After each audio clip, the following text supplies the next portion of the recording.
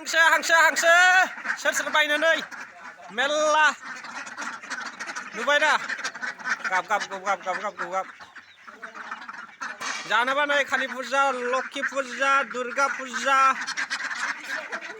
बिश्वकर्मा नै बाप बाप बाप बाप आं फिसिनाय हांसो सोर सोर जानो जाफै सोर सोरनो नांगौ अर्डार होखादोसो नै हाजार हाजार मथा मथि गासै 20,000सो दङ हांसोआ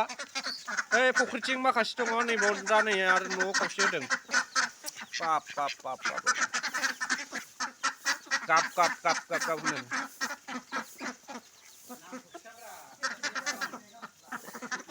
मा होनदों नुबाय दा ओरैबायदि फाखि जात गराय जात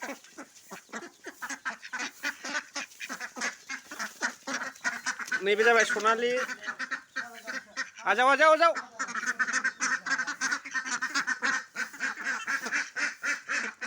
नांगौना नाङा नै अर्डार होखादासो दानो